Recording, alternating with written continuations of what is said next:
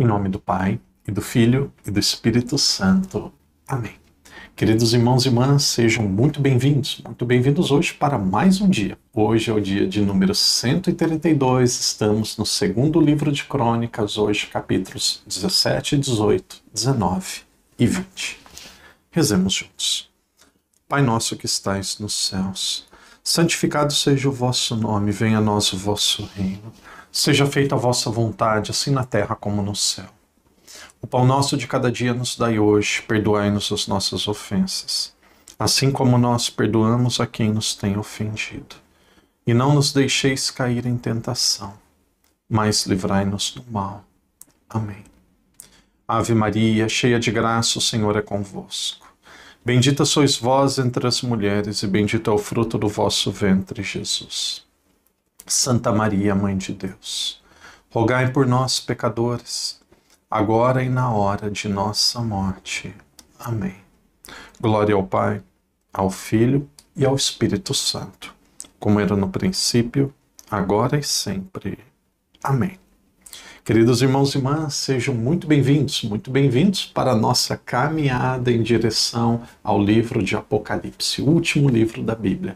Nós estamos passando praticamente livro por livro. Algumas vezes nós mudamos um pouco a ordem, como nós já fizemos, o nosso estudo da carta aos Hebreus, também do Evangelho de São Mateus, mas nós estamos seguindo, na maior parte, aquilo que é apresentado na Sagrada Escritura. Se Deus quiser, no final do ano nós vamos dizer assim, com a graça de Deus, lemos a Bíblia toda.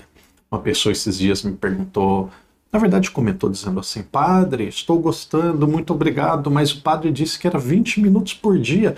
Padre, tem dia que eu gasto 2 horas, padre, 1h30.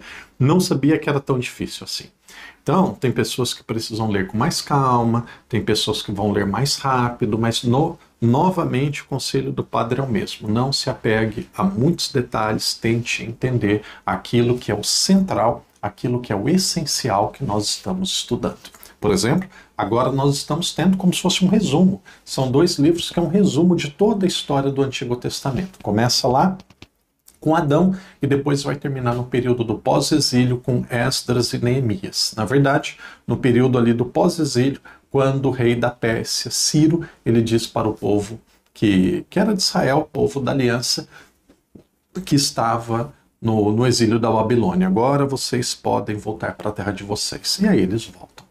Então, começa em Adão e vai terminar lá no final do período do exílio. E aqui, queridos irmãos e irmãs, nós temos capítulos densos com muitas informações. Capítulo 17, 18, 19 e 20. Mas o principal aqui é a história do rei Josafá. Josafá foi um rei forte, um rei obediente, um rei com muitas qualidades, um rei que em certo momento ele quis fazer até uma aliança com o norte, com Israel. Então ele era o rei de Judá e ele tenta fazer até uma aliança com o norte. E nós podemos ver aqui, ele tenta fazer uma aliança e ele de fato faz com Acabe. No capítulo 17, na Sagrada Escritura, se vocês têm aí a Bíblia, nós vamos perceber que tem uma narração assim de forma bem geral. Primeiro conta a sua história, que ele é da linhagem de Davi, e aí depois vai começar a contar os seus feitos. Nós temos aqui, no começo do capítulo 17, um pouco da história, um pouco da conquista daquilo que foi a vida do rei Josafá. E nós vamos vendo que ele é elogiado por seguir os caminhos de Davi e por buscar a Deus. No capítulo 17 ainda nós vemos que Josafá, ele é elogiado por ele ter a coragem de fazer novamente aquilo que já tinha acontecido com os reis anteriores, fazer uma reforma, expulsar os ídolos, tirar tudo aquilo que atrapalhava na adoração de Javé. Então no começo do ministério, no começo do reinado de Josafá, os ídolos pagãos são tirados e a adoração ela está principalmente voltada apenas para Javé. Então, nesse período, os oficiais de Deus, aqueles que eram sacerdotes, nós vimos que os sacerdotes, os levitas, eles saíram do restante de Israel para virem apenas para Judá e lá servirem a Deus. Então, são pessoas fiéis a Deus, que instruem o povo, formam o povo, tanto na moral quanto na maneira deles se comportarem. Isso daqui faz Judá se tornar um povo próspero. E aí o capítulo termina mostrando a grande prosperidade que Judá vivia. E essa prosperidade, seguramente, ela deve-se à aliança, à fidelidade com Javé. O capítulo 18 é um capítulo mais difícil. No capítulo 18 é aquilo que o padre disse da aliança que Josafá fez com Acabe. Naquele período era necessário se combater contra um povo estranho, com um povo vizinho. Aqui no versículo 2 da Sagrada Escritura diz de Galaade, Ramote de Galaade. Esse Ramote de Galaade queria vencer, queria enfrentar o rei de Israel, que era Acabe. Então, nesse momento, Josafá faz uma aliança com Acabe para esta guerra, para este combate. Então, no momento antes da batalha, o rei Josafá ele é muito honesto e diz assim para Acabe: você deve consultar os profetas, consulte os profetas para ver aquilo que eles dizem. E aqui nós temos um profeta, o nome dele é Micaías diz assim: você não deve ir para a guerra, você não deve combater. E apesar do aviso, apesar do alerta desse profeta, o rei Acabe, ele não escuta, ele não atende aquilo que o profeta tinha dito. Ele vai para a guerra, ele combate e depois ele sai ferido, não só ferido, ele sai morto. E aí a história conta que Josafá ele acaba se esquivando, ele acaba escapando e ele acaba tendo vida. Então, nesse momento nós temos os dois reis fazendo aliança para vencerem um povo vizinho. E aí no momento que eles fazem aliança, o rei Acabe, que é o rei do norte, ele acaba morrendo e aí Josafá ele acaba escapando com vida. Capítulo 19, na Bíblia de vocês podem perceber um capítulo curto, mas também que merece um pouco da atenção. Após o momento da batalha, nós temos aqui Josafá retornando a Judá. E ele é advertido agora pelo profeta Jeú, que ele deve manter, que ele foi advertido pela aliança que ele tinha feito com Acabe. Aqui o profeta Jeú diz que não deveria ter feito aquela aliança.